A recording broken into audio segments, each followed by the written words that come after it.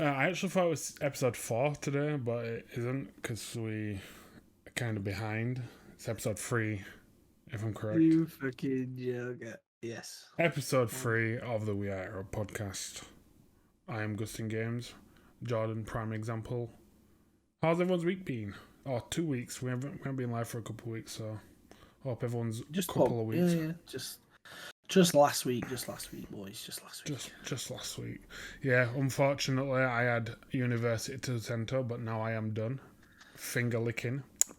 Ooh, man are chilling now. Man are chilling. So, guys, we have some tasty news for you. But before we dive in, Jordan has a little image on stream right now. We are having a little rebrand, as you can see. Nathan is no longer here, so we have to make the changes. I'm looking kind of fucking anime. I'm kind of looking kind of. Oh, you are kind of evil. You are jealous of yourself. That's what this is. I wish I had a fucking jawline like that. Fucking hell. Fucking bro. Although when I have my beard done, it looks. What you gonna get? Just as pink. You gonna get them wavy beard, yeah? You gonna get that wavy beard. Okay, that fade. That fade. Gonna have to be shredded to match that picture now, mate. One day I will be shredded. But yeah, I had the choice of picking what weapon or what I wanted, so I obviously went with the Adventure and Cloud's Adventure and Buster Sword. Sorry. Yeah, the details, mate. John, do you want to link Zane's Instagram in chat just for everyone to go check him out? Zane has done the majority of our pretty much all our artwork today. All of our artwork. All of our artwork today. All our artwork. He's super talented, as you can all see. Yeah, so that will be, them changes will be coming pretty soon. Watch Eric Bergenhagen on YouTube. Try to tell me you don't want to get Jack stacked and ready as quickly as possible. Fuck off. Mate, I already get ready as quick as possible, mate. I roll out of bed and I'm already at a fucking bus. Roll out of bed, kegs on, and fucking out of the house. 10 minutes flat. Nah, I used to be like that. Now I have to have breakfast. So, guys, just before we start, this is sponsored by Warrior Gaming Competitions. They've actually got a lot of shit on at the moment. Use the error 10 code on the checkout for 10% off the tickets. What have they got going, John? Have you got the website up there, haven't you? Yeah. Have a look what they got. I got a couple of bits. Oh, actually, they had a lot more, but I think they've drawn it all. Actually, they've drawn it all. I think it might have been Friday last week. But yeah, if you're needing, to be honest, I need a new headset because my headset's fucking up. To be honest, I'll just get a staff discount at Gaby, get me. Yeah, go check them out. Cheapest chips competitions, and go get that 10% off.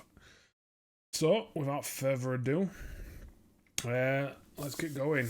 First of all, what we have is 2 weeks ago, I made a wrong date announcement. I did say State of Play were back end of the year, but they actually did it when they were around the time they normally do it. So when were it actually? Was it 2 days ago? Last week, me and Steven watched it. Last week Wednesday maybe, or last week Thursday. Right. They've announced some good games.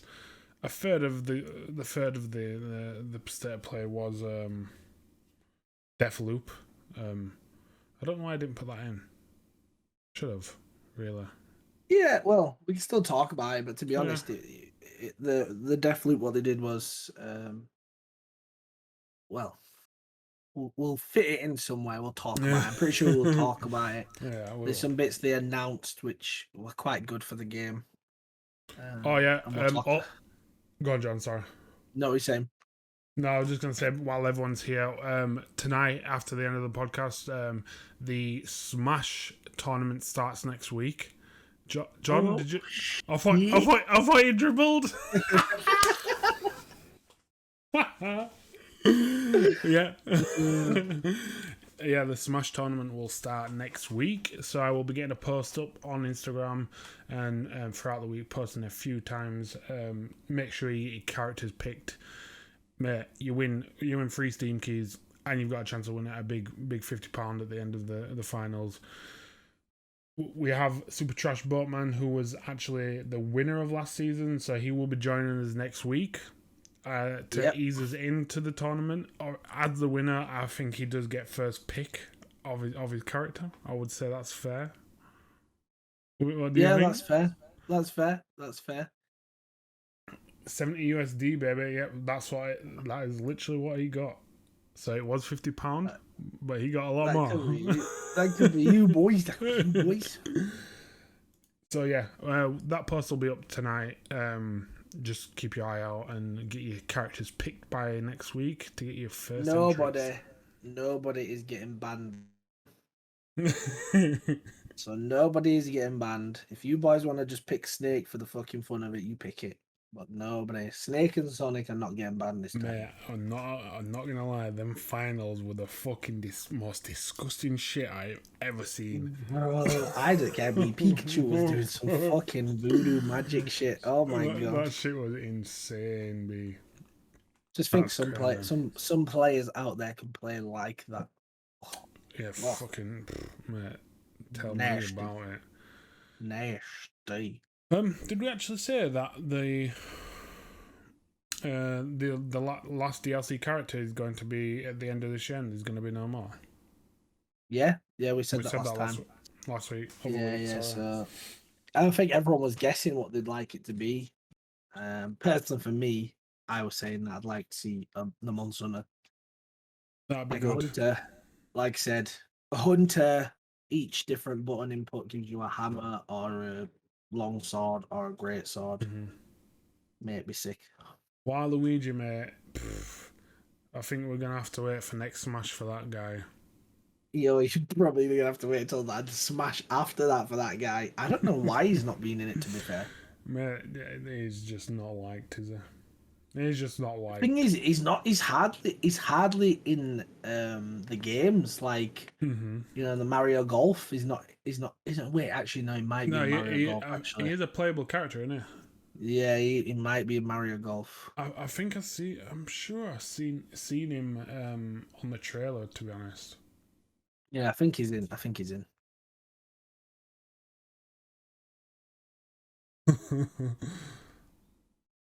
Yeah. Oh yeah, he was one. They both look dapper as fuck. You know. Me and John actually played that over week, and it was quite a lot of fun. Me and Steven Square as well. And Square, yeah. Square won the first one. We're warming up, but then you boys got fucked after that. Smashed. He's my pimp. He does. He looks dapper as fuck. Right, so state of play, PlayStation State of Play. We just picked out a few bits, but these are the ones me and Jordan thought was worthy. Tribes of Midgard. It's actually looking quite nice. It is a 1 to 10 player co-op game. And it is a top-down, cel-shaded Diablo-esque game. So I really like the look of this game. Honestly, like I actually can't wait for this game. I think. Well, what I've seen of it is it looks pretty solid. Coming to PS5, I'm guessing it's going to be PS5 exclusive. Yeah, but I think it's safe to say that this game will come out for PC. I'm gonna have a quick look. Try. I actually no. I think you're right. I think they did say it might be coming out because I know they are trying to actually PlayStation are trying to get more games on PC, aren't they? Oh, apparently not. On all platforms, PS4, PS5, Xbox One, Xbox Series S's and X, and the Microsoft Windows. To be honest, it's first time I just like the look of this so much. Mate, what I like is the building mechanics. How you have to go and farm for your stuff, and you make your base to defend off against the. I don't even know. They're like beasts, like Netherrealm beasts, aren't they? Yeah, and then the big massive guardians here. And what's even sicker is 1 to 10 player co-op. That's insane. That's crazy. That means you can have 10 man on a PlayStation 5 and you can all just graft, do that game. That's big, that, you know. We need more co-op games in this fucking industry, man. They're all dying. Giants, you know. Yo, that's sick, man. That's what I'm saying.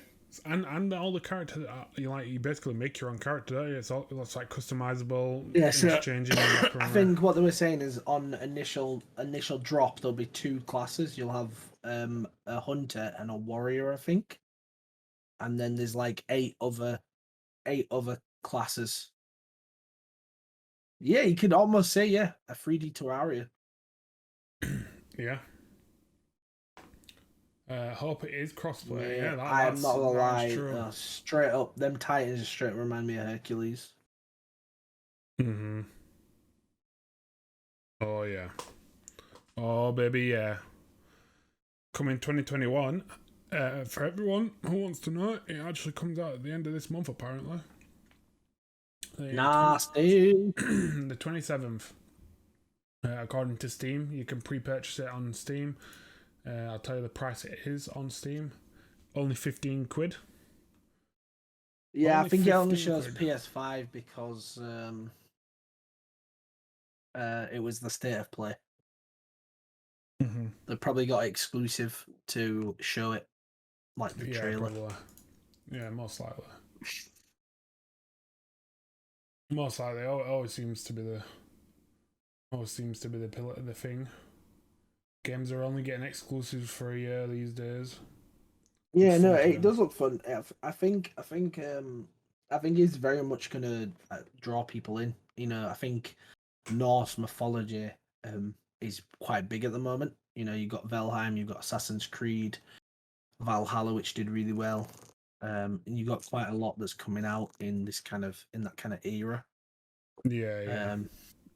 I honestly think God of War did that. I think God of War picked that up. It's always been popular, you know, like Vikings and the mythology and all that kind of stuff. But I think God of War just kind of bumped it even more because God of War for the PS4 was sick, so good.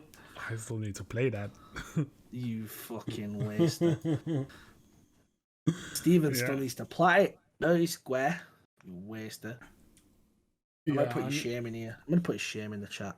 I need to fucking play that game. It didn't win Game of the Year for nothing, you know. Mate, honestly, the game is amazing. So yeah, that's Tribes of Midgard. I think right now a lot. I think like Norse. What is it? Norse, Viking history and Norse fucking. Just that kind of era is kind of big right now. I've not platinumed it either, to be honest. So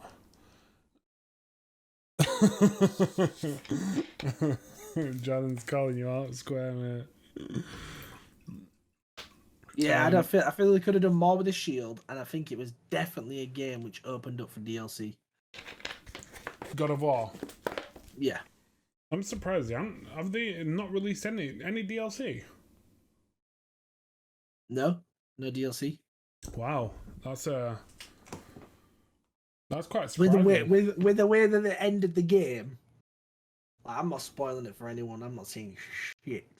Because when me and Sad watched the end of the game, we were like, "Yo, what the fuck?"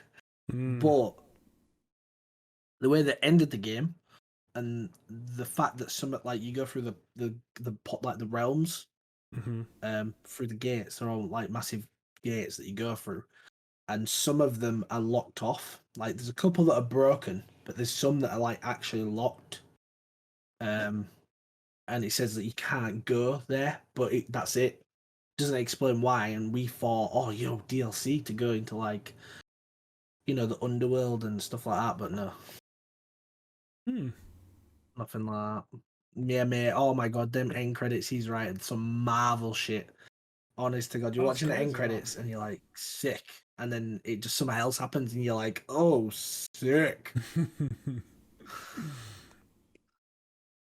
No, it seems like it was just setting up for the 2D game. No, I 2D think it game. was setting up, but it's still, I feel like the way they left it, they could have easily done DLC. I'm honestly surprised that they haven't, that they didn't. Like you said, the underworld would have been perfect. Yeah. Or even if you like, I don't know, you managed to make it to Valhalla, the actual heaven of Vikings. That'd have been pretty sick. Yeah, true. That's a good shout. How it'll like pass over something, and you will, if you have a God of War save file, a God of War, fucking hell. But honestly, by far one of the best games I played. Joseph, definitely in my top 10. Yeah. Well, definitely my top 5 for the PS4 for that generation of console. Definitely in the top 5. Still Like 2022. 2022. Hopefully it'll be a good year for fucking gaming, you know? Yes, Steven, you little waster. Let's start again. Right. So, Mate, next on the state of play, we have Hunter Arena Legends. It seems like it's a good game. Are you able to just quickly? Yeah, Hunter's Arena is basically a battle royale mixed with like a martial arts PvP and PvE. Basically, it seems like you play PvE against monsters to level up and stuff like that. However, it is also a 30 player battle royale where these guys can ambush you from higher up, lower down, in bushes, in trees, or whatever, and it has potential. In my opinion, it has potential. I don't know.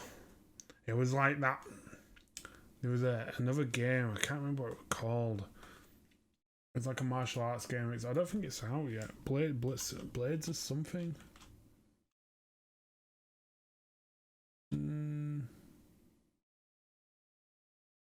Ninja game. No, I don't know. But yeah, this game, it looks good. It looks like it has potential. I don't know what you think, Jordan. Yeah, no, I think it looks good. It's unique. It's very unique. I like that you can customize your guy. So this game is going to be free to play. So I know that I feel like they go in that direction with the pay for cosmetics type thing, just to make your guy look sick. But yeah, it has a lot of potential. I'm definitely gonna play it. So there's 2 game types: there's trios and free for all. Why do they just have 2 game types is beyond me. I guess depending on the thing, but let's face it, quads always goes down well. To be fair, they all, quads, duos, trios, they all go down well.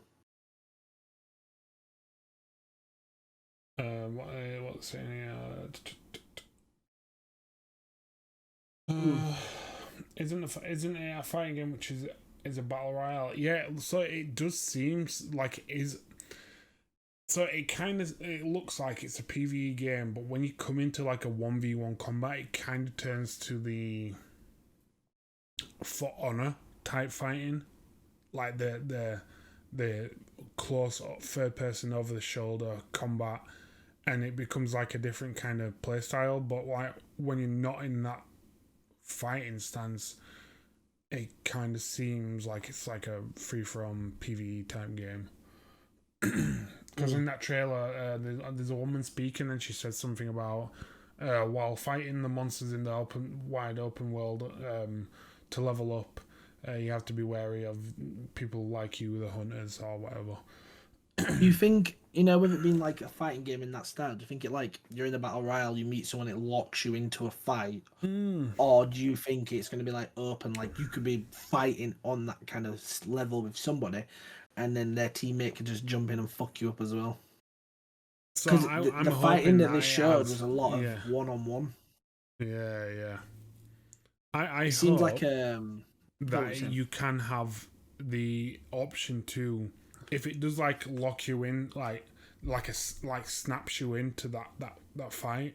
I hope you have the option to either flee or to change lock on or whatever like that. Give you the option to do what you want, kind of thing, and didn't just lock you into that 1v1, because that'd be kind of peak. That. Yeah, because like you played For Honor. Yeah.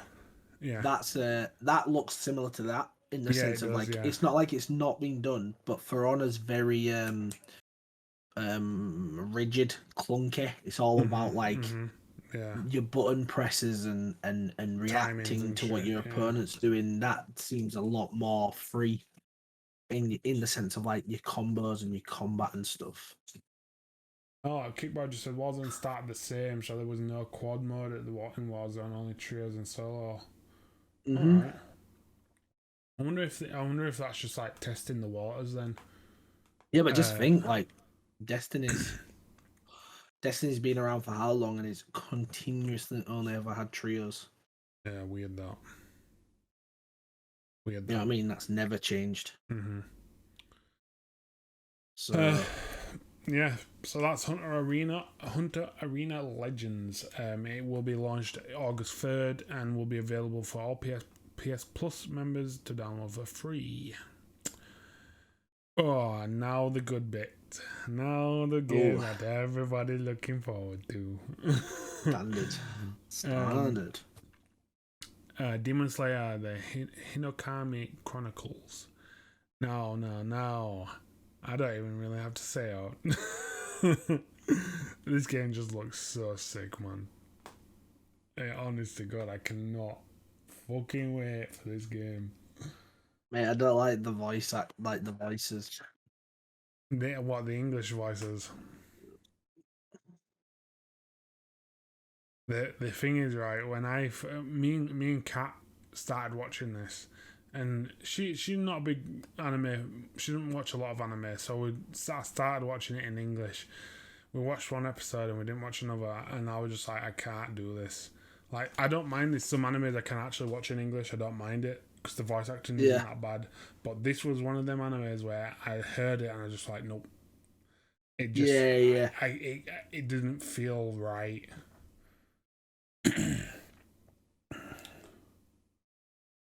Mate, it looks so sick. I'm gonna learn someone and try to go to tournaments. Mate, Kickboy, do that, man. Do it. Fucking do it, lad. I'll come and watch me.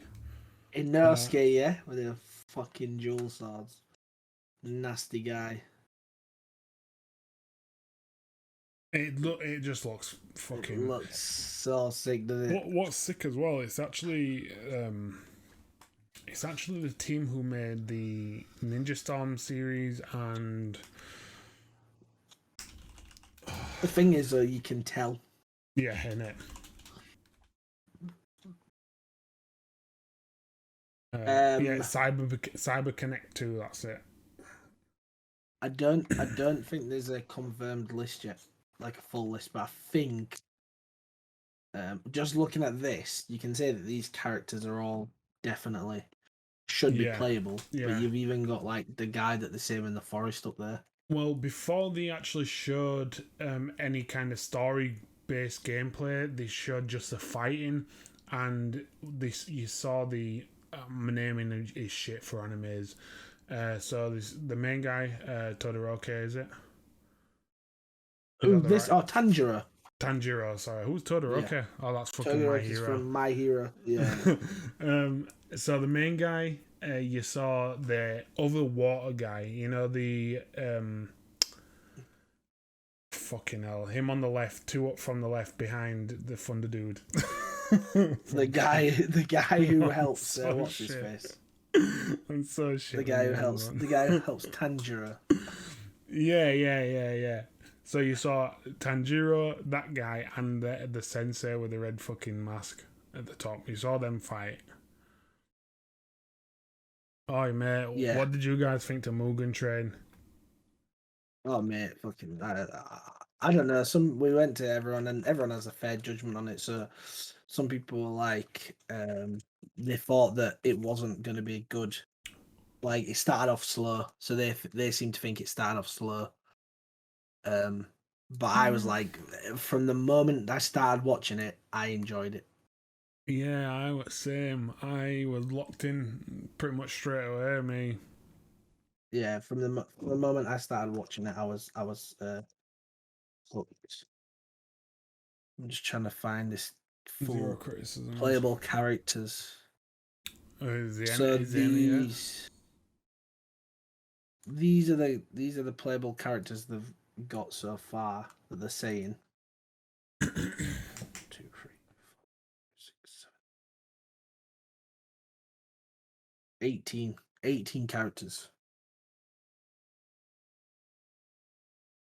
That's not bad for a first starting roster. No, it's okay. It's okay to consider that. I know the manga's finished, but the anime is only not even at season 2 yet. Mm-hmm, Do you know what I mean? So I think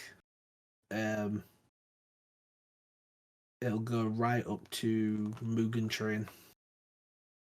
Do you think it'll play out the Mugen Train? I'd be very surprised if it doesn't. I'd be surprised if it doesn't. I feel like the game should cover everything to what the anime has shown, and the film, obviously. This might just be what is it? This might just be the list that you get at release, and then as you go through the story, you might unlock more characters. They did that with was it the Ninja series? When the further you got in, you'd unlock playable characters. So Ninja Storm, most of the Ninja Storm games is like that, and then I know that the Budokai games, that they did before, they're all the same. The more you play, the more you unlock. So, yeah, nice. I think. Nice. Can't wait for that. I'm not gonna lie. When was the last time they did the more you play, the more you unlock? Smash. Smash is the same. Yeah, Super Smash Bros. Yeah, you have to play the story to unlock characters. Yeah, Super Smash Bros. You have to actually play the story to unlock more characters, or you don't get challenged. Yeah. And then even when you do get challenged, you have to win the challenge fight to actually unlock the character. Yeah. Yeah, I think that was. I think that was in recent days. That is the only game. They've not shown the characters before release.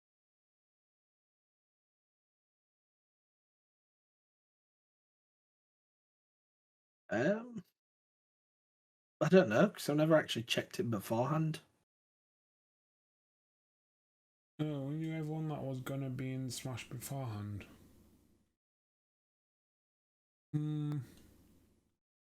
That's the point. Yeah, I don't know. It'd be. I could imagine them either doing that or obviously DLC characters. Like I couldn't see for the first game. There's such a big there's all the other guys, all the guys who are on Sengoku's level, you know, the Hinokami or whatever they're called. Toy Tokyo logo has changed on the VV app, showing some nasty stuff in the background. Ooh. Oh lord. So, just while quick topic change. VV app is a NFT collectibles app. Basically, you buy and trade NFT collectibles. They've got some big names. Recently they announced the Marvel partnership, which is fucking huge. And obviously, in chat I just said Toy Tokyo logo is changing the VV app. I'm intrigued. Make sure to go and check them out. Hinokami Kagura is the technique.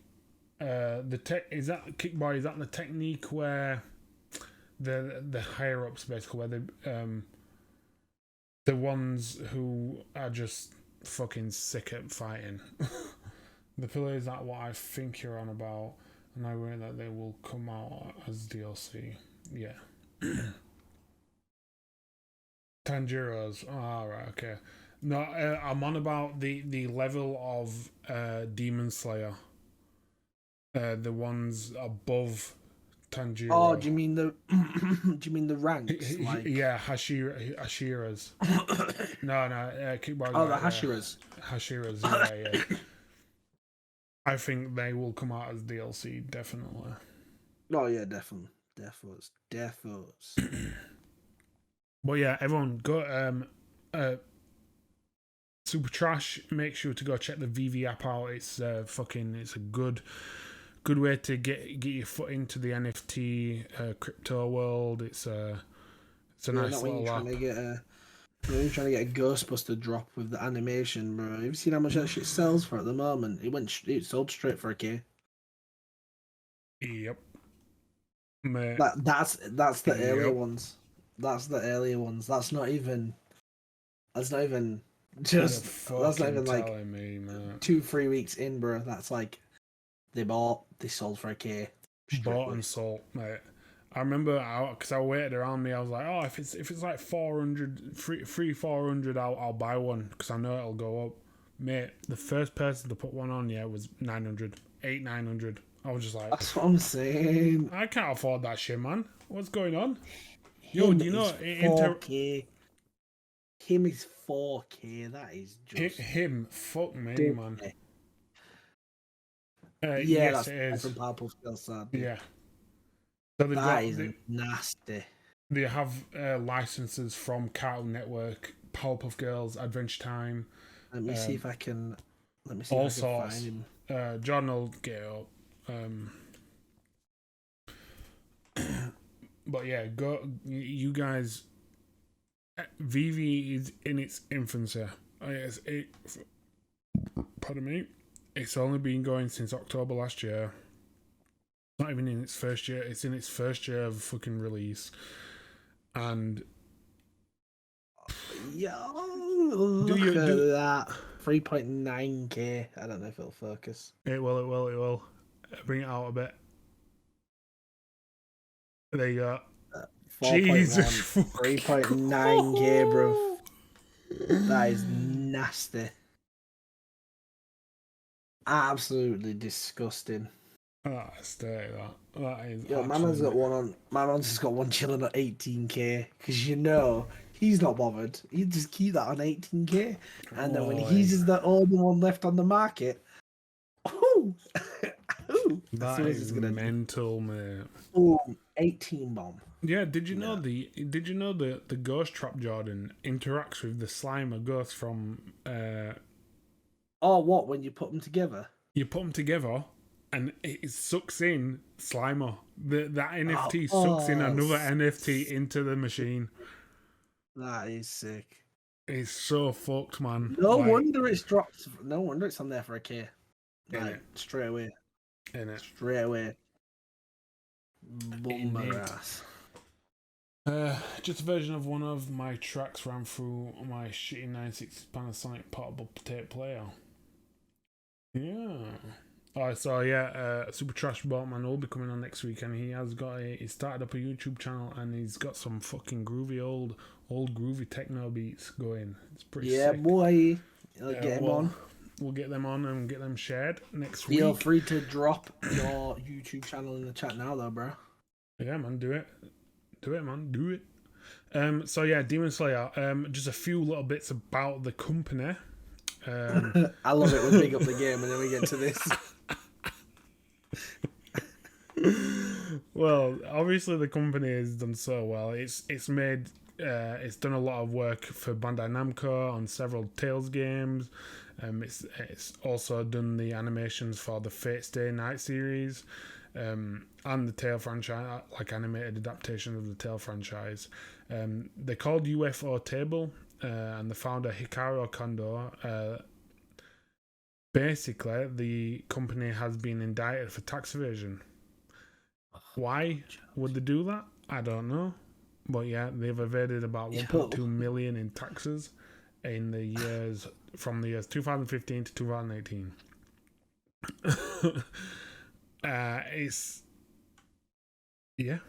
Why would they do that? I don't know. You know, when you my mum was just chilling with the money though, just like chilling with the money, just in his yard. They found a stash of the company's earnings and the founder's earnings of $4 million in a personal safe in his house. So even though he was dodging 1.2 million taxes, my man still had 4 million.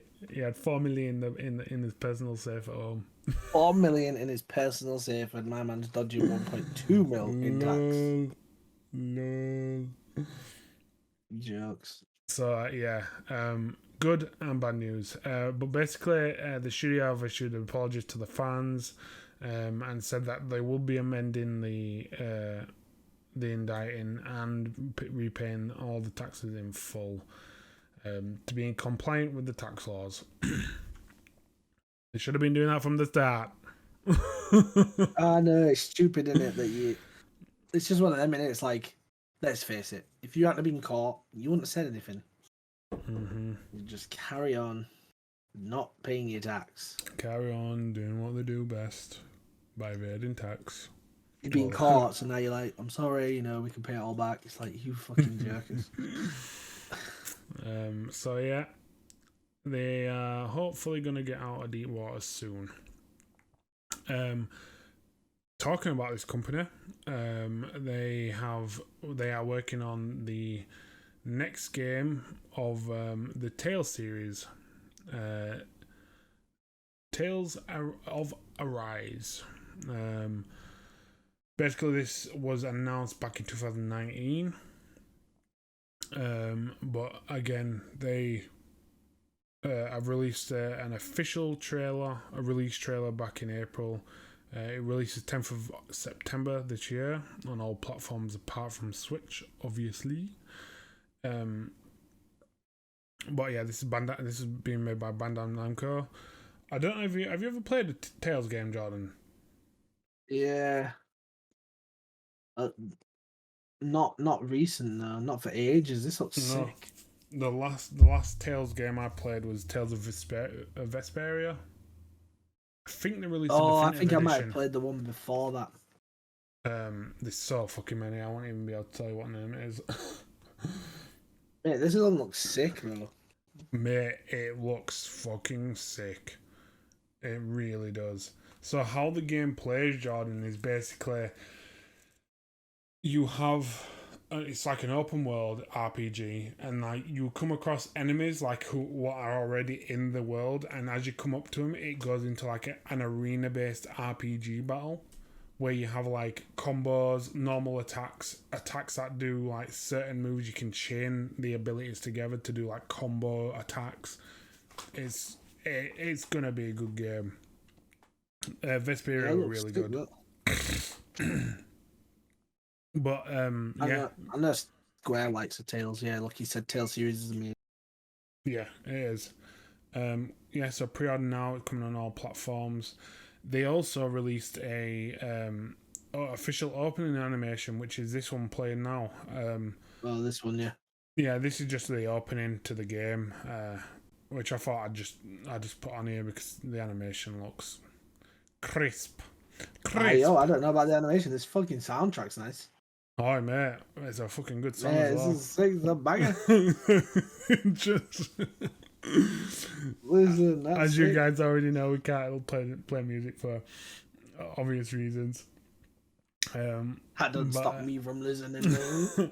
Go check out the trailer, the official opening animation. It's a fucking good track, good trailer as well. So obviously, yeah, I'm guessing UFOtable could have possibly worked on this animation. I'm not 100% sure. Let's have a look. See if we can find some. Yo, this soundtrack is sick. In it, Jordan. I thought the exact same, mate. Oh no, it's completely developed and published by Namco, Bandai Namco.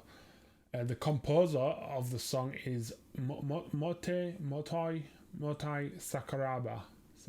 Sakurai. No, the animation's sick, you know. In it. I watched the whole thing all the way through. You know, I just sat here watching. I'm like, you man can just entertain yourselves for a minute and 2 minutes. Mesmerized. Sick. But yeah, I'm definitely going to be playing this Tales game. I haven't played one for a while, but yeah. If anything, just for this opening. Mm-hmm. Nothing else. Tales of the Arise. Of Arise. So, that's the new Tales game, September 10th this year. So, where are we now? So we're about halfway through. So a little bit about Xbox. As we've talked about before, this industry is a monopoly. Xbox are trying, and I'm saying this, are trying to make a deal with Hideo Kojima. Kojima Productions, shall I say, which is obviously Hideo's production team. Whether or not it happens, although both Microsoft and Hideo have both signed a letter of intent. This doesn't actually mean like a partnership or anything. It's just the first steps of negotiations. So it'll be like an NDA type thing, like a disclosure form where they can't leak any of the negotiations or whatever that go down. Which is it's a thing in the process of happening. Whether or not it happens, I'd be surprised. Man. Smart move. Get Kojima. Get an exclusive. Death Stranding. That was an exclusive, wasn't it? Yes. Well, yes, it is on PC now. It's on PC. Well, yeah. Yeah. So again, it's one of them ones in it where it gets released and then it's only limited. Is it on PC? Now I said that then. I know it's on PC. They're bringing out the director's cut, aren't they, though? Which could possibly be coming out next year on Death Stranding. I'll let you know. It's coming out November. No, that's just Death Stranding. Yeah, it wasn't an exclusive until last year, and then it came out on PC. Right. The director's cut of Death Stranding releases 24th of September this year. You know, Jordan, that game gets cussed out, but why do I want to still play that fucking game? Why do I still want to go back and actually go through that game? I don't know why. I want to go back and go through it just because it's just unique, in it. It's unique. It's a unique game. It's a different take, and I think yes, people weren't expecting to what it is, but I think with this director's cut, they're adding in all them things that people didn't like. Mm. So like the non-lethal weapons and all that kind of stuff. They're adding all that in. Yeah. Your typical Kojima fucking 100% games where you don't fucking kill anything.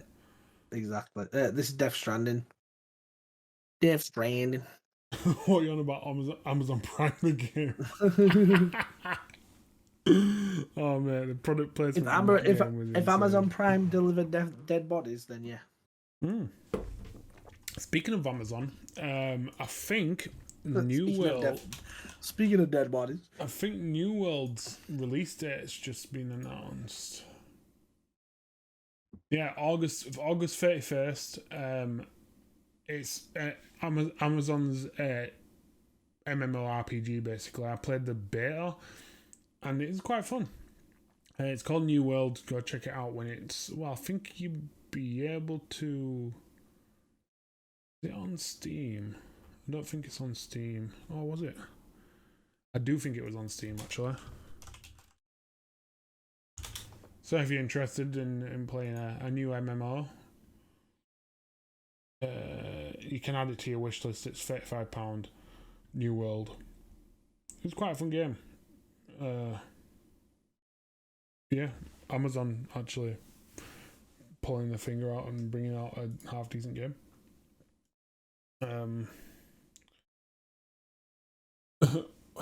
You can upscale from like 240p. Death Stranding. Fucking hell. Who's playing on a 240p fucking monitor?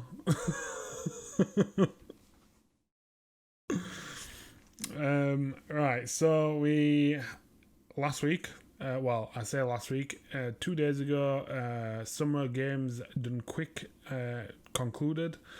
It is the third Games Done Quick virtual event since lockdown. And they have raised the most they've made in the virtual event. So it's 2.9 million for Doctors Without Borders.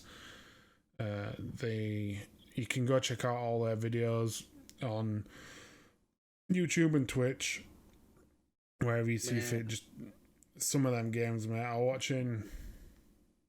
You're watching Uncharted earlier, aren't you? Uncharted, that's the one. And I were getting travel sick, me, man. They were doing a glitch here where they was on a train and the camera literally just like clipping through the floor into the sky, through the floor into the sky, and apparently it would skip 2 chapters of the game if it was done correctly. What the fuck? Who finds that shit out? Who the fuck is stood there like, I'm gonna just stand on this train, I'm gonna glitch myself down, I'm gonna see how many chapters I can skip. Just a normal day in the office. Yeah, it literally just like people who speedrun games is like, it's almost an art to be able to break a game so bad to make skips, to trigger things that happen further in the game. It's just think, these people are playing, like, we'll pick the game up and we'll pick it up to play it. They're picking the game up to play it in a completely different way. Do you know what I mean? Like, they're not thinking what we're thinking. They're thinking something. They're just thinking, how can I break this game to see what happens when I do? It's like, oh, this door can't be opened. Oh, let me see if I can get through it. Madness. It's crazy. I fucking love it, man. I was actually, obviously, when I was streaming back last year. Back in day. When I was last streaming. All the stream soon. Ooh. While we're on the streaming topic, guys, Jordan will be streaming tomorrow night. So make sure to go over. Jordan, get your fucking stream in there, lad. Go check him out tomorrow. He doesn't know why he's streaming, but he is. I'll make sure he is. And I will be streaming on Friday. I don't know what I'm streaming. I'm streaming somewhere.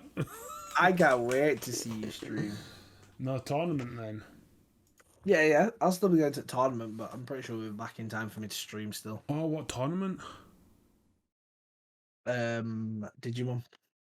Yo, get me some clips. Get me some fucking record some clips. Yeah, this guy's like, clips. need my fix. I actually bought these the other day. 2 seconds. Oh, this dirty guy. Buying cards.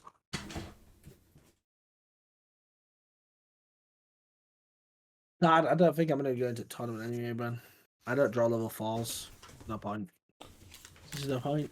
There's no level 4s in my deck. So, you know what I mean? I have yet to open them. I still haven't opened them, but I bought the there's the starter decks. Yeah, that one. The Slifer starter deck and the Obelisk starter deck. Nice. I haven't opened them. I don't know if I want to open them. I'm kind of hoarding them. It's hard. Oh, but... And Steven, I do draw tamers now. Yesterday I was playing. I got a Mimi from my security, and then my next 2 draws were 2 Mimis. Bullshit. These are tamers in the game. Yo, you man need to show me these Digimon things, man, because I remember Digimon fucking... do you man remember the Digivices that had like little Digimon Tamagotchis? Yeah, I think Sard's got one. When Sard gets interested in a thing, he goes in. He goes in. What's this? Tamers, FF10 and the 100% rerun, yeah. What he's saying is he wants you to stream. Yo, but listen. I'll fucking do it! What I'm saying, bro, is if I get my notification that Gustin Games is online Friday night streaming Final Fantasy X, your boy's going to sit up with some popcorn and some dip and watch you stream. Yeah, boy. I think Square might touch himself. Oh Lord. Said he had some Tamer evolutions the other day. Is that Digimon? Is that Digimon that Jordan Tamers? Yeah, this is what Sard's got. I've got the you can slide cards through it. It's the type of the ones that I've got the reader on it. The cards that have the reader on the side. Because I actually I know, yeah. This one. Man. I fucking remember them. Yeah, that's fucking OG right there. They are. Oh, they bring that's full nostalgia for me. That fucking hell. Yeah, the Digivice. Yeah, you can slide cards through it. It's the white box of the English and Japanese promos. Are they the ones that you sold the other day? So moving on. Right, I want your opinion on this, Sean, because I don't know what to think of this. So basically, Tencent, everybody knows who Tencent is, the China's huge multimedia company, multi-million, billion, trillion, whatever. They're fucking huge. They own so many stocks in so many different departments all around the world. Basically, they've made games. I think they published Genshin Impact. I think they did that. Basically, they're rolling out facial recognition checks throughout the games and stuff like that. In a bid to stop young children from playing video games between 10 p.m. and 8 a.m. It's been dubbed the Midnight Patrol, and the technology will be enforcing China's 2019 curfew, which prevents players from using hacks to get around this policy, this playing the games after a certain time policy. The policy basically is enabling players to register their official government IDs to play games in China. So what do you think to that, John? them enforcing this facial recognition where if you're in a certain age, say, I don't know, they're saying up to the age of 18, which I think's a bit excessive. I think I don't think it should be up to 18. It should be up to at least 14 or something. I don't know. But up to the ages of 18, if you are playing games between 10 p.m. and 8 a.m., you will basically be kicked out of the game. I don't need to say anything. So I'd saying everything that I was going to say in the chat. Like the bit where countries backwards, it's so backwards and it's too difficult to decide. Like you couldn't get away with even saying that over in this country. Like if they turned around and said we're going to put a curfew on people playing games, it wouldn't happen. Do you know what I mean? Mm-hmm. We can't even keep people from going to watch the football and writing. So we ain't going to stop people from playing games all night. Do you know what I mean? Very true. Very true. I think yes, it is good because when I think about when we were back in school and we were like between the ages of 12 and 16, they're like quite important times in your life, you know, to be at school, to learn, to be learning. But mate, I think about it, I was fucking tired all the time because I was just up playing fucking bear games. You know what I mean? You was up playing bear games. Sad was up playing bear games. Steven was probably up playing games. And don't get me wrong, we're all fine in life now. There's actually nothing wrong. It's just, you know, it does put you on a bit of a back foot. Do you consider yourself a bit of a night owl for that though? Yeah, I probably stay awake more now because I've always stayed awake late. Yeah, that's you know what I mean. Like, well. Yeah. I struggle unless I am super tired. You know, you'll probably go through this. I know Sad goes through it just like I do. You go through a stage of staying awake all night till like 2, 3 in the morning, getting up to go to work at 8, 9, and you do that for like a month and a half. But you crash hard, and then you start going to sleep at like 9:30, 10. Like it's gonna happen to me soon. Where if I'm laid on the sofa, I'm gonna be out. Like I might want to stay up, but I'll be out because my body will be fucked. So yeah, it is difficult because I don't know. So I think it should. It's right. It should be something that you want. If you want to, you can opt in to do it and out. But no one should be forced to do that. Fuck's sake. I would fucking hate if that happened, mate. Oh, yo, this guy, I remember he rang me. He's like, yo. I'm like, yo, you back? He's like, no. I was like, what do you mean no? He's like, oh, fallen asleep and missed my stop in Huddersfield. It's like where I is like, on my way to Manchester. I was like, fucking hell.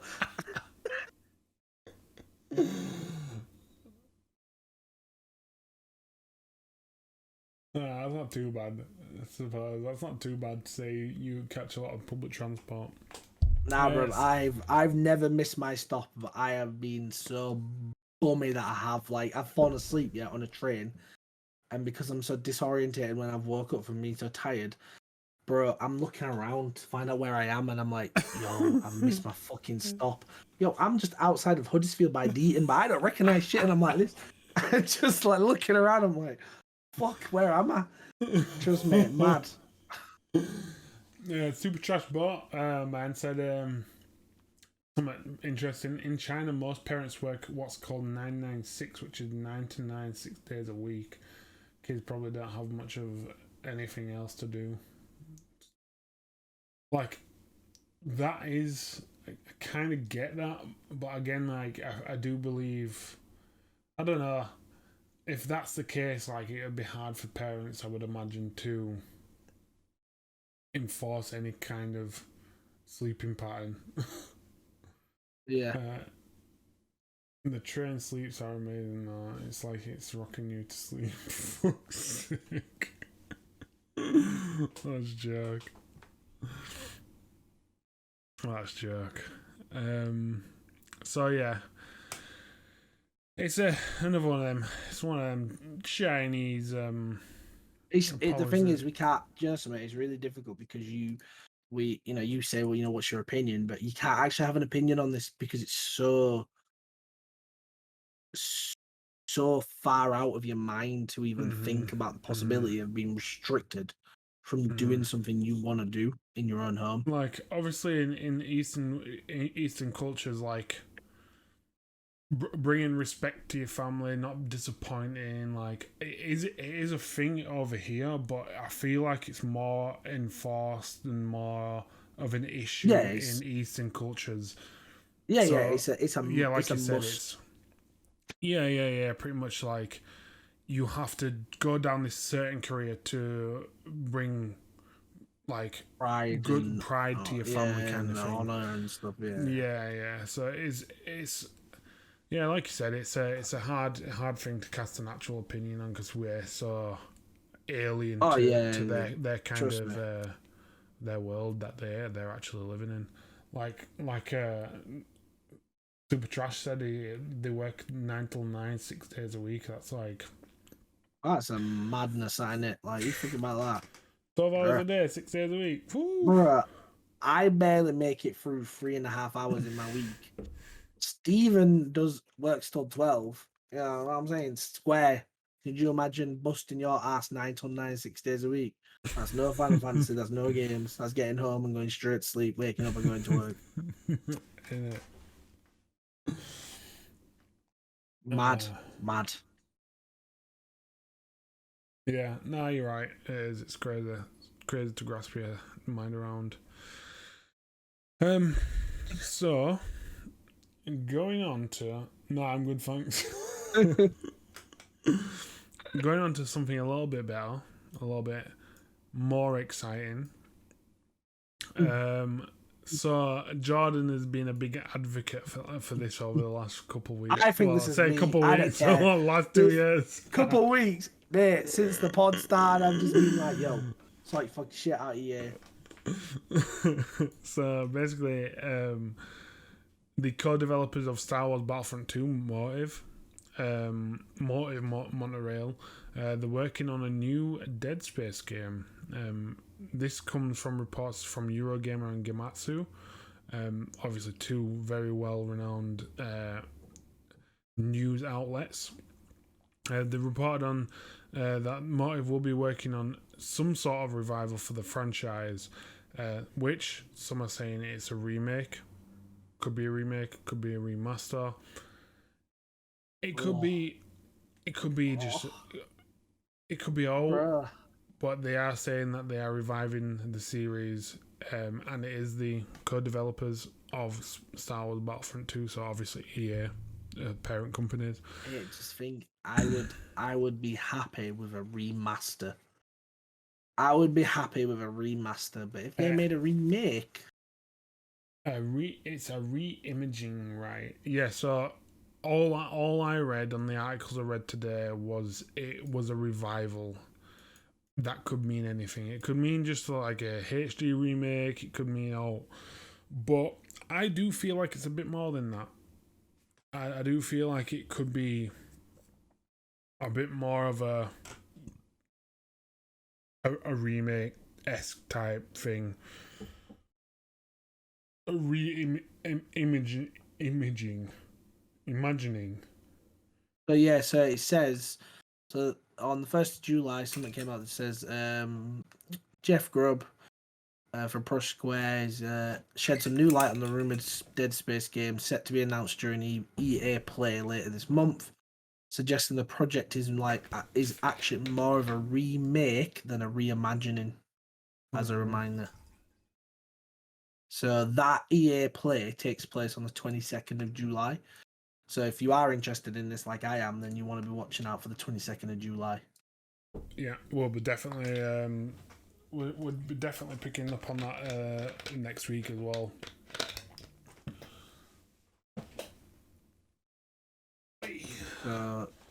Defos. Like imagine, not image. That's next Thursday. Do you know what I mean? Like, I'm so hyped. Like I said, I'd be happy with a remaster. Me, I love the games. I love the whole series. Played every single one. Mm-hmm. You know, I even played the spin-off game that they made. And Dead Space is a fantastic series. Yo, I still fucking have mine, me, all three of them, B. Yeah, man, just made so sick. I wanna look. Dead Space 1 was just the best for a new horror. Dead Space 2 was good because it just changed it up and put more of the same, but Yo, John, did we play through one of these together, or was that? Am I just thinking about a different game? What do you mean, like? No, I feel Dead like Space 2. Dead Space 2's a multiplayer, but not like we're thinking, like not full story multiplayer. Ah, right, yeah. No, I do think we played a little bit together on one of them. I think we played Dead 3. Space 2. Dead Space 3 is the multiplayer, and that's the only one that's got multiplayer. I feel like it could. I'm not sure.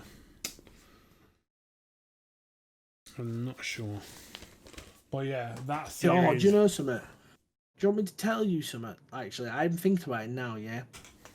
I was so into Dead Space, yeah, that I got to chapter 10 in the game, and my PS3 stopped working. Oh, and no. I actually lent somebody my Xbox 360 and my mobile phone so they would lend me their PS3 so I could finish playing the game. Oh, yeah, I'm sure I remember that. Bro, that is how into the game I was, and that is how much I wanted to finish playing. Oh, that's fucking big, that. Do you know what I'm saying? That there were trades back in the day. That was negotiations. Trust me. That's funny, that. So yeah, Dead Space. Oh wait, I've got a little bit more. I don't know how to say this. Axios, another news outlet, reported last week that Ubisoft veteran and game director of Valhalla, Eric Baptizat, will be joining. Has joined Motive earlier this year to work on an unannounced project. So a little bit more to go on. Like John said, what was the date again, Jordan? 40-year play? 22nd of July, I believe. So guys, like, if you're interested as much as I am to keep out, yeah, honestly. Because the thing is, yeah, obviously, you know, Time Splitter's been thrown around a little bit for getting a remaster or a remake. That kind of got thrown around a little bit. But, like, Dead Space is the start of them. You know, when it gets as well received as I think it will get, that's going to be the start of these games. Like, Resident Evil 2 did it for the franchise. Do you know what I mean? Resident Evil 2 Remake just changed everything. You know what I mean? Yeah. Yo, who's our third co-host? Who's this geezer? Oh yeah, yo, my man's just been chilling there for time. He's a bit shy, guys. He's a bit shy. He's a bit stunned. He's just as shocked about this fucking Dead Space announcement as me. My man's jaw dropped. My man's jaw dropped. He's like, what? Just, Dead Space? What Gollum? My man's catching flies. Trust. That's fucking joke. Right, moving on. Right, so this is the guy who was talking about Gollum. So obviously, the new Lord of the Rings game's coming out. It's a stealth adventure. Lord of the Rings Gollum, it's called. You basically play as Gollum and you stealth around the whole of Mordor. Basically, the trailer tells you what it's about. So basically, hold on. Yeah, what he's saying here is he's basically saying that the thing is on this they're trying to highlight more about the fact that there's areas in this game which have been mentioned in the Lord of the Rings lore which you have never seen because it's always been mentioned that like somebody else was there, and that's what they were focusing on here, is making you know that you'll be visiting places which you just didn't think you'd ever visit or see. I like to play this game, but I if it's full price, like 40, 45 pound. I don't know if I will. It's difficult, in it, because the way they're advertising it, if you're just stealthing around, it's almost like you're paying for a exploration game with nothing else involved. Yeah. Do you know what I mean? It's no, that got I'm pretty sure that got dropped well, Amazon won it. by Amazon, yeah. Yeah, so that is one of the games that Amazon. There's, I think it was in recent day, like maybe end of last year. Wait, I think we talked about this at the end of either the end of season 3 or the start of season 4.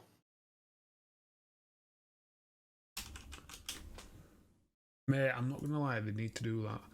So that is Legolas's dad, and that's Gandalf. I love the character models. Can you just rewind that, Jordan? Yeah. Just have a quick look at them again.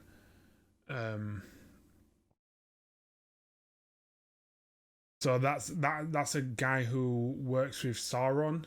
That bad guy. What's his name? I think the guy says it actually.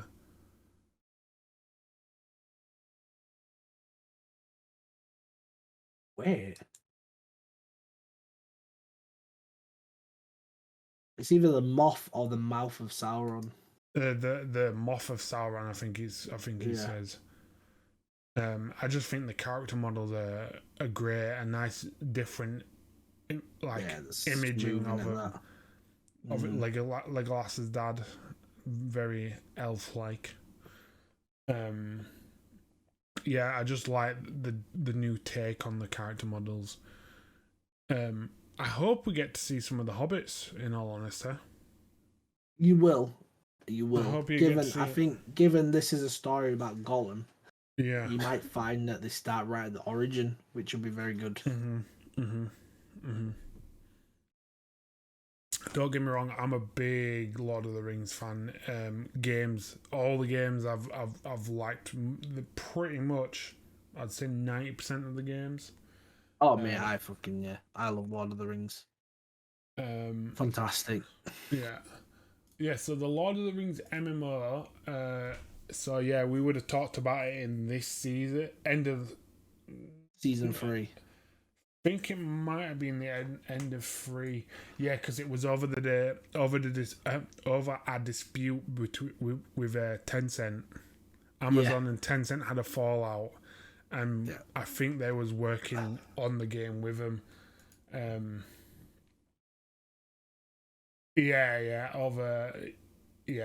was a fallout between Tencent and Amazon, and Amazon decided to drop the MMO.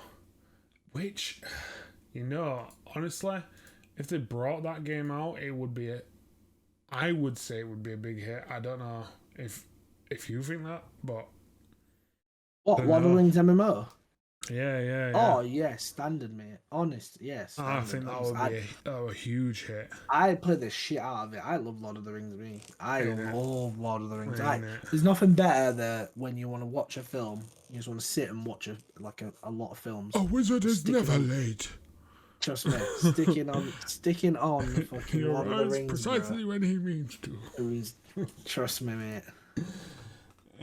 Help the other side of the law, etc. Before the MMO. It's kind of hard to relate to the side otherwise. Yeah, that's true. That because obviously you've never seen it from this kind of point of view. Even though Gollum has always been kind of a the thing. That's what I was about to say. Kind of being like a neutral guy, hasn't he? But this is what I mean. So. This is the reason this is good is this the only game where you've ever been able to play like a bad guy in Lord of the Rings is the Lord of the Rings the tactic game. What was it called? Battle for Middle-earth. Battle for Middle-earth. That was the only time you could ever be evil. You've always had to be a hero. But this game, what they were saying is I think what they're doing is they're designing the game in such a way where it's meant to be from a neutral point of view. But given your own nature, you will swing to one side or the other. Do you know what I mean? Like, It just depends how you are. So you will see it from both sides, but Gollum is actually neutral. Do you know what I mean? Yeah. They were saying that he doesn't want anything from anyone, and he doesn't want to help anyone for anything unless it helps him get the ring. That's all he's bothered about. Yeah. Oh, that's all he So was. yeah, it's gonna be good. Yeah, I'm looking forward to it.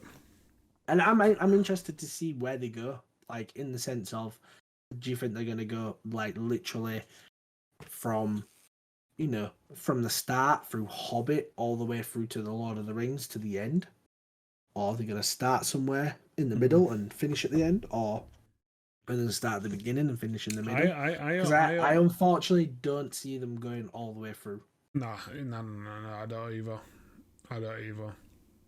I could see them doing Origin up until he loses track of it with when Bilbo fully takes it. Do you know what I mean? Like, like he has it, he loses it to Bilbo, and then I see it ending at the end of The Hobbit. Yeah. Yeah. I And think. then Do you think they'll play out? Do you think they'll play out the first bit where he's actually normal, where he discovers the ring? I hope they do. Or do you think I they'll honestly just hope do they that, do. or do that as a cutscene? I don't know. I hope they do because we've only ever seen, like, tell me if I'm wrong, but I feel like we've only ever been, apart from if you've read the books, which I've read The Hobbit and I've read two of the Lord of the Rings books. Outside of the books, the only context you get about Gollum is in the first film, where Gandalf tells you where he's come from. So Gandalf knows his origin.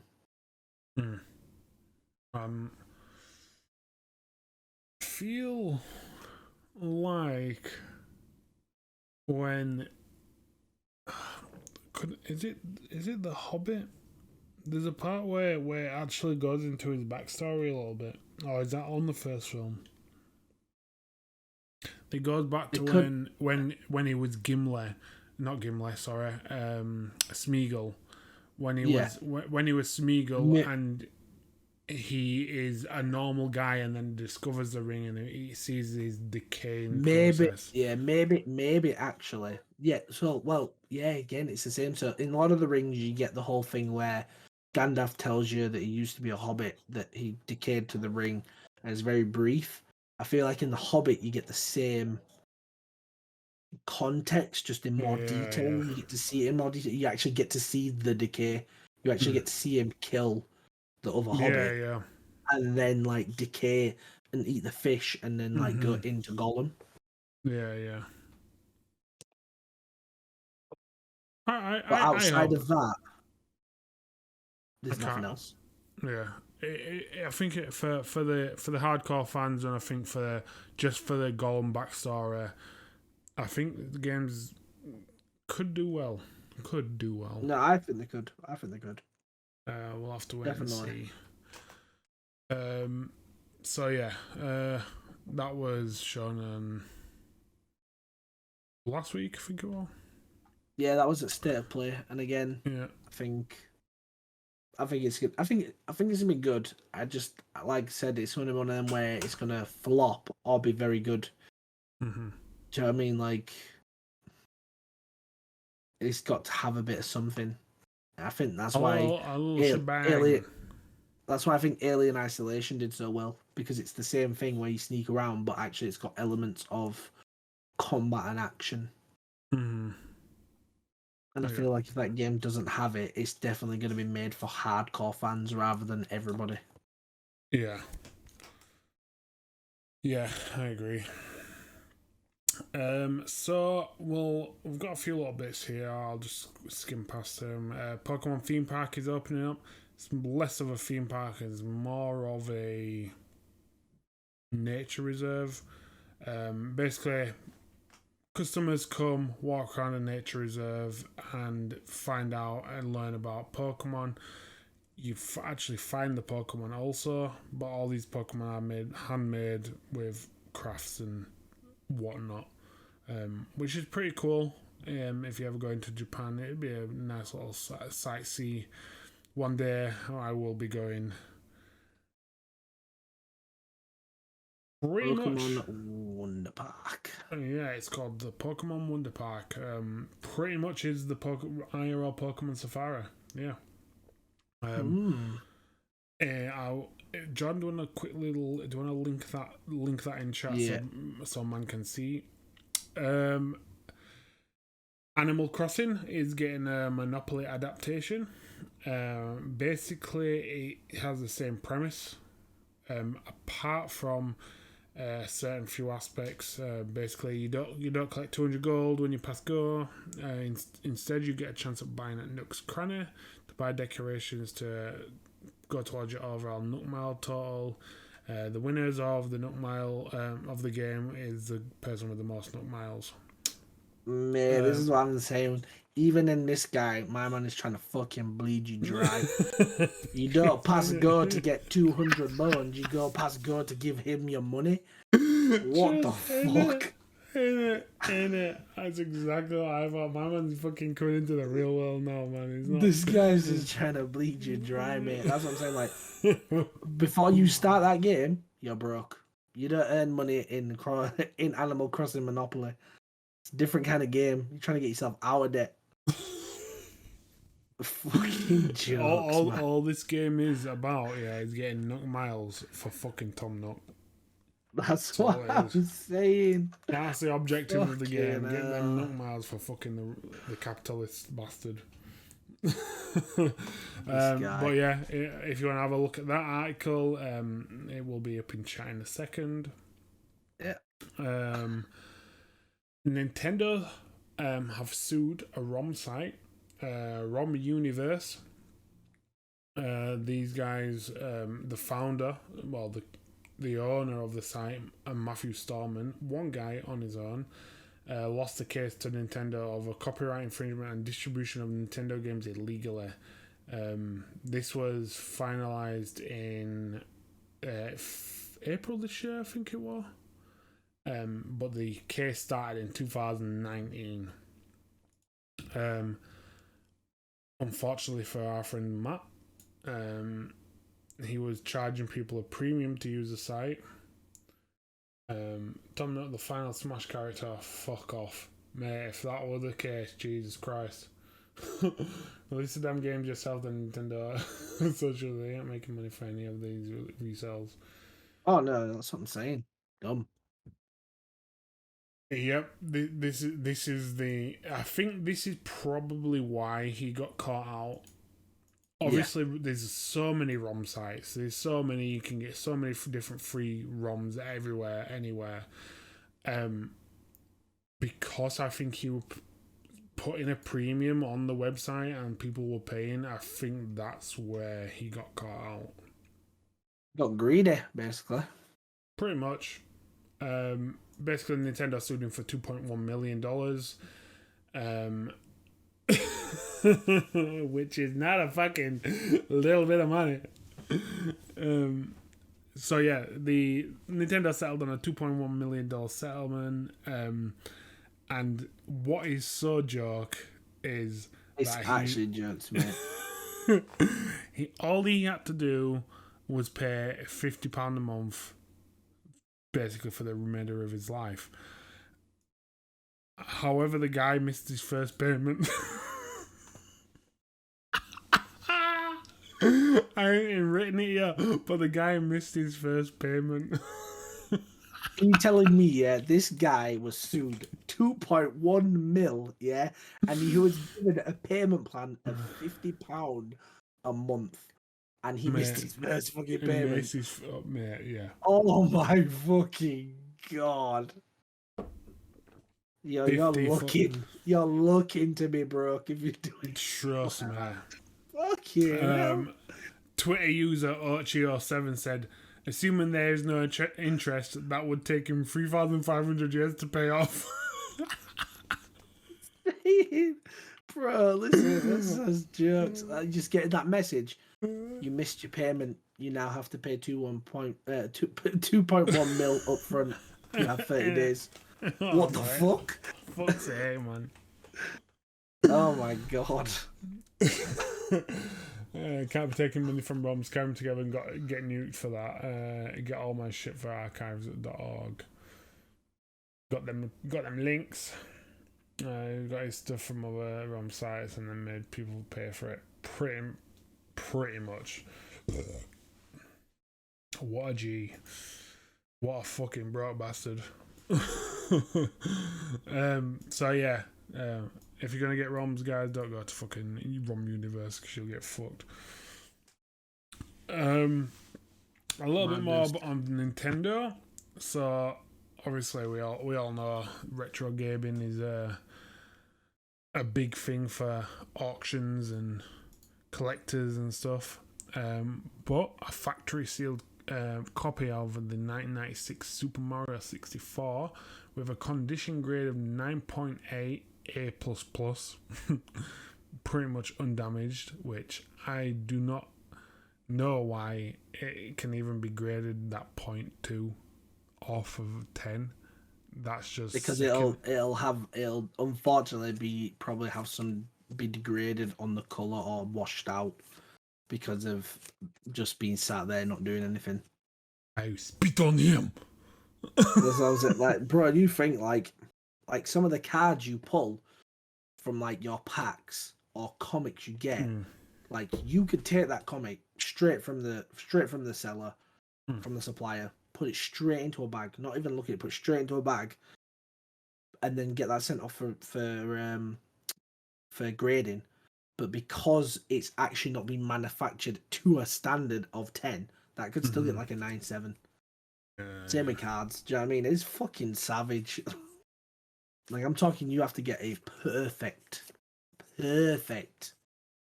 edition of something for it to be a 10. Yeah. It's fucking crazy, isn't it? The grading system is actually crazy. While we're talking about grading, let me see if I can...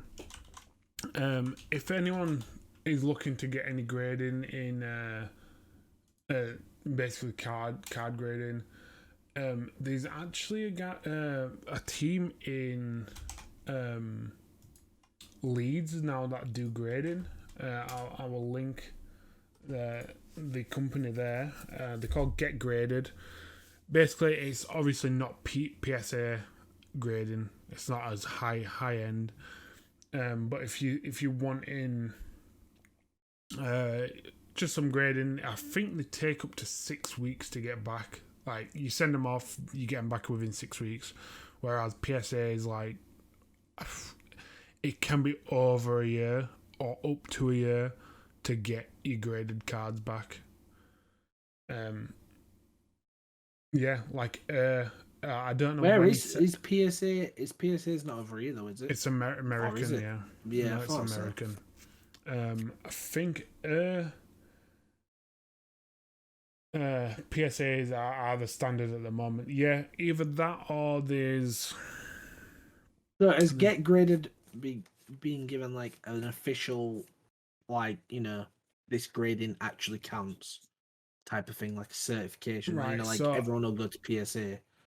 Like if I don't know if you're on the website, but it's basically they do the exact same process, but it's not as known as your PSAs and your there's another one in American grading. I can't remember what it's called. Beckett, Beckett grading, but Beckett apparently are like, you're one of one fucking Spider-Man 1980s comic kind of guys. You know, the guys who are just like up there. I think it like really expensive to get grading, but like Kickboy said, PSA and your Beckett are your standard at the moment. But if you want in for your own collection, if you want in that little bit of Get Grading carries a 10 million insurance policy. So Get Graded now, actually, it seems like a legit thing if you've got like 10 million pounds worth of insurance. If you I was looking to get my Funko Pop graded. Yeah, I reckon they do them as well. It might be worth having a look at. No one really cares about other grading places. It's like the whole first edition from Yu-Gi-Oh! I think it's best to stick with PSA, BGA if you're looking for a long term. Yeah, you can have a certain card, but people will still be looking for. But it's first edition. My expense back Yeah, boy. in 12 It's months. The same for comics, mate. You could have a #1 Spider-Man, but if it's a second print, don't mean shit. Mm-hmm. Do you know what I mean? If you've got anything that's not first print, it doesn't matter. It's like the Walking Dead stuff. All the first series of Walking Dead comic first prints are worth cash. Because actually Walking Dead, when it first came out as a comic, flopped. It didn't do well because it was like in the middle of the zombie genre picking up, and it actually didn't do well, and they actually destroyed a lot of first editions. That's fucked and up. It wasn't until the next series came out and then it got the TV adaptation that it then exploded. You know, and back then some of the Walking Dead editions that I looked at, that I was looking to get, they were like still £300-400, and that was back then. That was like 7 years ago. That's crazy, that. Said these PSA grading is back 12 months of submission, so December for me. So, yo, Taylor, once you get them sorted, mate, let's have a look at them grades, lad. Yeah, just so before we move on to the last bit, the Super Mario 64 actually sold for 1.5 million at the auction on July 11th. Heritage Auctions is like a high-end fucking PSA fucking 10 Charizard business shit, fucking you nasty big dogs. Big monies. But 1.5 million, it actually set the new record of the highest selling video game auction ever. Jesus Christ. I literally sold some first print erotic novels I got from the charity shop for $20 a pop. Shit cost me like $1. Trust me, mate, it's crazy to see what you actually can get these days, man, and what's actually worth money as well. It's crazy. Madness, isn't it? Right, so the last little bit, the Nintendo Switch OLED edition. What do you guys think to this? Poo. So obviously everyone on the internet thought Nintendo were going to release a new 4K upscaled fucking 7.5 inch handheld console, and they were going to release it and announce it on E3, but that was not the case. They basically have just released a new Switch variant, like they do on every other console. Basically, go on, Jordan.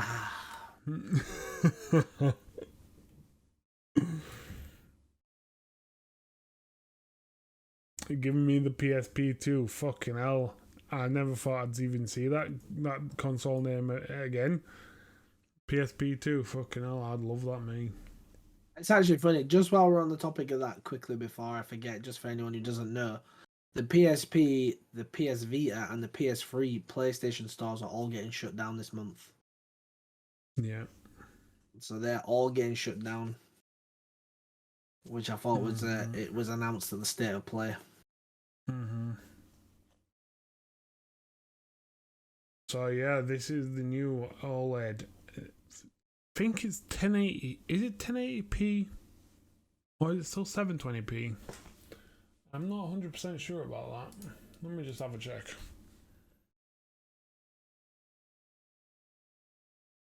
Oh, yo, they've cut. Did they cut a bit out of the back then? Is that what I just saw? Or they put an Ethernet cable port in? Is that what they were showing? They've put an Ethernet cable so you can have a LAN connection to the internet, which is good. It's better than when the Switch, when you needed the actual, you needed an attachment for it to fucking work. Yo, is this console? Oh, pre-order. When is it coming out? 8th of October. So you can actually pre-order it already. I'm looking here. It's £310 on Argos.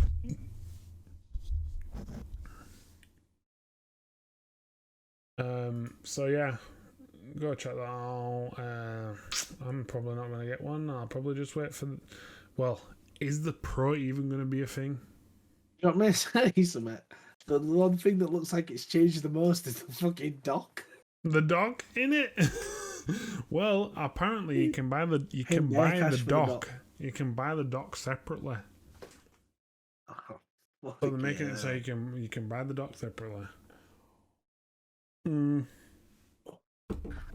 So, Sad. Is that when you were saying I think Sad got his Switch and forgot to put the screen protector on. I think he scratched it. Ooh. When he was putting it back into the dock. Oh yeah, because they don't actually have like anything. It's like a plastic, like just plastic on screen. It's just plastic, sharp plastic on screen. Yeah. It was a really bad design. Yes. That obviously, like, the new dock actually looks like it kind of has some sort of protection. Yeah. Yeah, I'm not surprised, mate. I think I got mine a couple of days after. Bought screen protector straight away. Just some notes, have you, Jordan? So I know Nintendo, like, everyone was expecting like this new 4K upscale resolution, the Switch Pro that everyone were calling it. Even though Nintendo brought out so many different variants for different handhelds,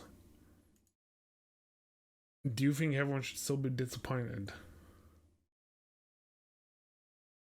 Like, obviously, like, I've got here that the 3DS family had 6 variants. The DS family had 1, 2, 3, yeah, 4. But all right. So are they variants with a purpose? Is the point?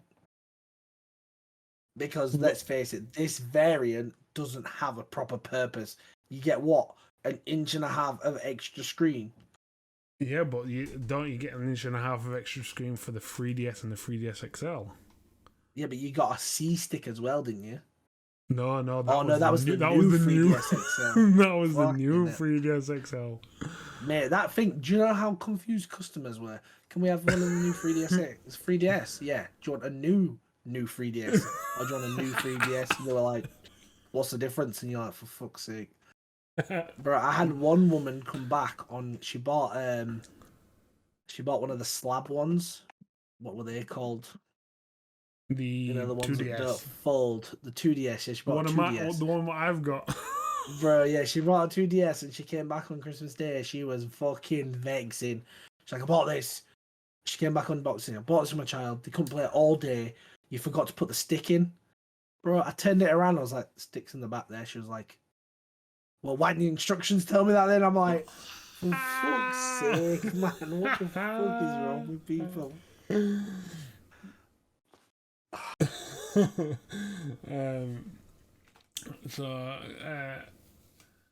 Yeah, because going from the DS to the DSi was a massive difference. No, but the 3DS was tiny. I agree. The 3DS to the 3DS XL was a huge difference, because I played on Mike's 3DS and he had the 3DS XL, and it was just like, I was getting cramp playing it. I don't know. I don't know. They felt, the thing is, they genuinely felt like differences to me. Do you know what I mean? Like, yes, there was loads of variants, but this here seems a little bit pointless. Like, you could have skipped this bit. Let's face it, this day and age with consoles as well, you don't want to be having all them variants. Do you know what I mean? Like, you could have skipped this and then done a Pro with this, like this screen and this dock. You could have done that. That would have been fine. Yeah, I think that's a good point what you say there, Jordan. With this day and age, you've got your PS5, you've got your Xbox Series, and the Switch is still lagging. And for them to do a variant to prolong that leap into yeah. the next gen. Yeah, I do get what you're saying there. They needed that next gen leap for them to have games like fucking Demon Slayer, your fucking whatever, Demon Souls, all This these is new games.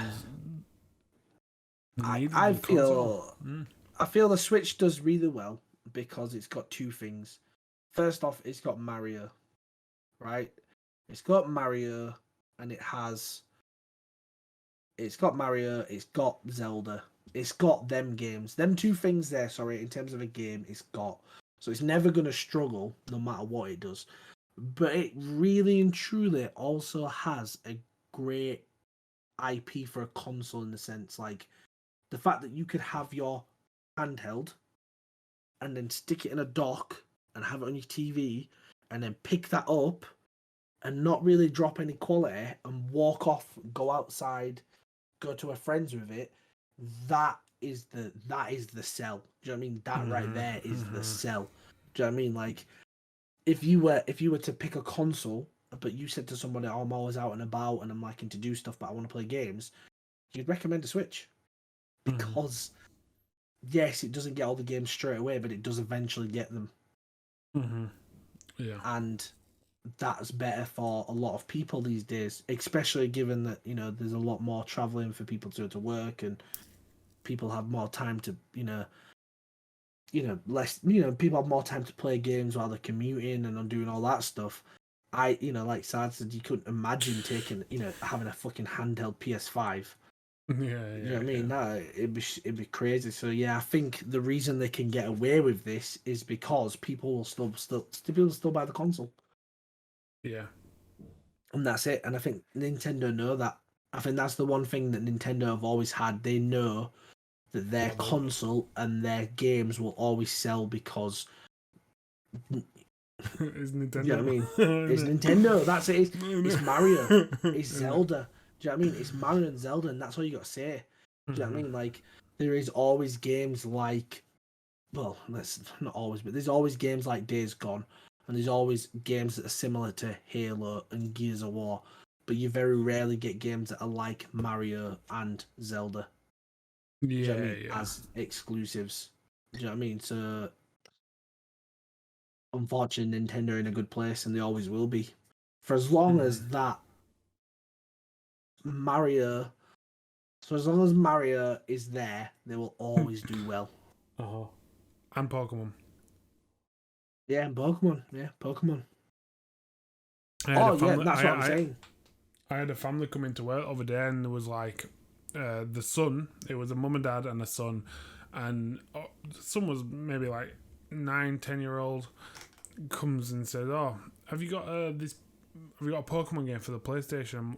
I was like, no, that is literally Nintendo only, and literally.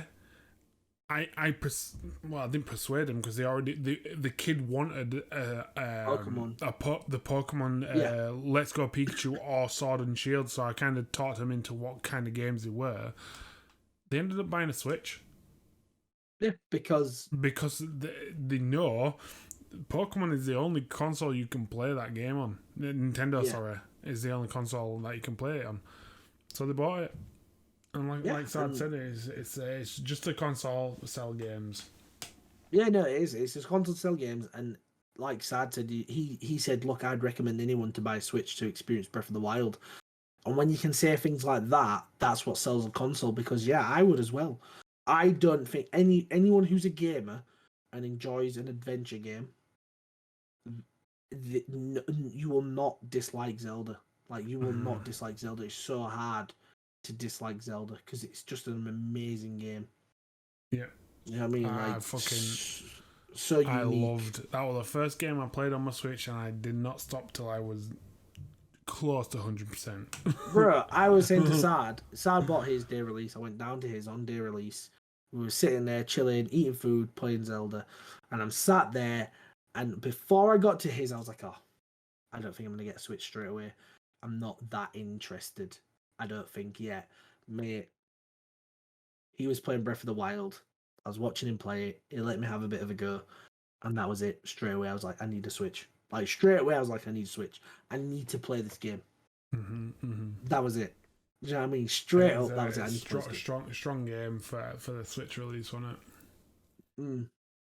Only people who should be making a Switch competitor is Sega. You can run all their games, and from the form factor, mate, if Game Gear 2 came about, I fucking damn well hope that they didn't have to fucking have 8 AA batteries to fucking play this shit. On a serious, you think about all the game industries out there that can make consoles, they make games. Who do you think would genuinely be able to compete against Nintendo? Like a handheld for Switch? Yeah, nothing. Literally, I honestly think the only thing that had come close is Microsoft. If they really put the mind to it, I think Microsoft can make a proper handheld because of the technology they've got already. They could make a good handheld. You know, like you saying that, like I could see, like you said, they've got the technology to do so. But like when I hear like, I don't know, the Microsoft handheld, it just to me seems like wrong. That sentence just doesn't compile right for me. You know what I mean? Like I'd like to think it would work, but I don't know. I don't know. I don't even think Sony could bring out a new handheld that could, you know. I don't know. Yeah, so Zad saying he thinks Sony because you need the exclusives to compete. Which, yeah, I agree. You do need the exclusives to compete. But at the same time, you need the hardware to be able to play them games. Do you know what I mean? And Sony already was PSP was amazing, but it looked shocking. You know what I mean? It wasn't a practical handheld. Do you know what I mean? They made the PSP go shit. Do you know what I mean? The Vita wasn't great. What if they brought out a PSP 2? Like Sad said, do you think the nostalgic factor would actually be able to play a big part in like the competitive side of Nintendo? Like if they announced PSP 2 or whatever they wanted to call it, do you think if they put that title PSP whatever, do you think that could compete? Because I feel like it could, but I'm a nostalgic freak, so that's what I'm saying. It could. So if you're playing to all factors, it could compete. If you go off of its history of handhelds, no. Do you know what I mean? Because you have to consider that, let's face it, Microsoft have never done a handheld, so you don't really know. The earlier Microsoft phones were good, but as they progressed, they got shitter. Do you know what I mean? The Windows phones, they got really bad. It's difficult because no other company has come close to what Nintendo have done. But on the flip side, Nintendo can't do consoles like everybody else, like actual consoles. Do you know what I mean? The Wii U wasn't great at all. Do you know what I mean? The Wii they U tried was doing not great. the bridge between both, didn't it, with that console? Yeah. Do you know what I mean? The Wii U was not great, and then the Nintendo Wii, I think that was more for the technology of remote, the motion controls, and that was what sold that console. But yeah, PSP is a good example. But I think PSP for nostalgia, and if you put PSP 2 on it and you got some exclusives, yes, it would do good. But I genuinely think Microsoft have the technology to make a good handheld. Like, they definitely have the technology to make a handheld. Yeah. It almost feels taboo saying that. Yeah, but that's what I'm saying, because You know what I mean? Like it's almost like every company has the niche and they don't want to go outside of that niche. Jordan, does Microsoft have the cojones, the fucking balls, to take that leap into the handheld world? No, man, bro. Listen, we're talking about exclusives. These guys are buying. You know, Bethesda's a massive thing. Like back when they bought it, and they were talking about how Bethesda wouldn't just make games for Xbox. You didn't think too much of it. You know, it didn't really cross your mind that actually, yeah, it's fine if they're still going to make things for the PlayStation. But imagine the next Skyrim game only coming out, or the next Elder Scrolls game only coming out for my Xbox. Yeah. Bro, you're buying an Xbox. I'm sorry. If you don't have the PC to run it, and it's not going to come to PC straight away, you're buying an Xbox. Newsflash, the new Fable is going to be released before the next Elder Scrolls.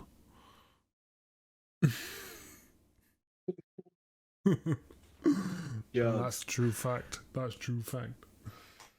In the words of Hannah Montana, you get the best of both worlds with the Switch. Yeah, I agree. You do get the best of both worlds, but it lacks with its overall technology in the sense that the exclusives don't. The exclusives run fine because that's what the console was made to handle. Other AAA titles outside of that aren't great. The Nintendo shop is fucking shit. It is so bad, the Nintendo store. Oh my lord. Worst store. I'm not gonna lie, I think the navigation of the store is okay, but I just think, I don't know, it's overall content isn't the best. Just in terms of running their whole library, only company I know can do it based off independent companies. Windows Gaming. Fucking Sega, mate. That game, that company. Although I'm sure did we talk about some Sega are making a. Sure, Sega are making a new game. Let me have a quick Google before we end this fucking stream because we need to talk about all this shit for time.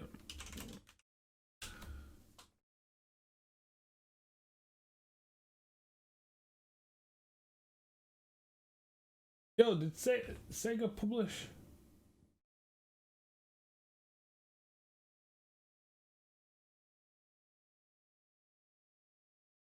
Why is it when I typed in Sega games, Yakuza Like a Dragon came up?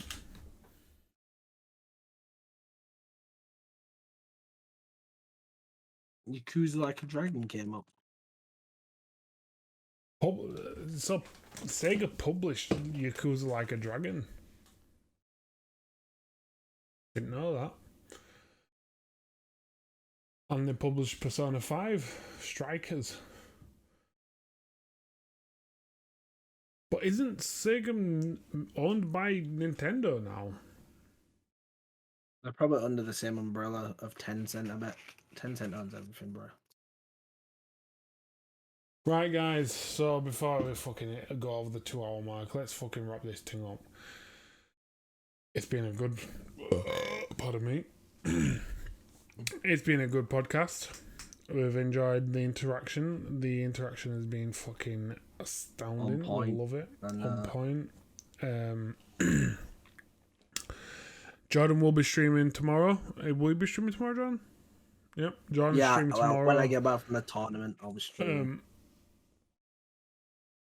We love it. Good shit. John will be streaming tomorrow. I will be streaming Friday. Thank you for tuning in tonight. Safe, take it easy. I'll talk to you soon. Make sure to go and check Prime Example out on Twitch. Much love, guys. Much love. So, guys, I'm going to cue the outro. Take it easy. Till next week. Peace out. Have a nice evening, everybody. Much love. Just now, lads. Peace.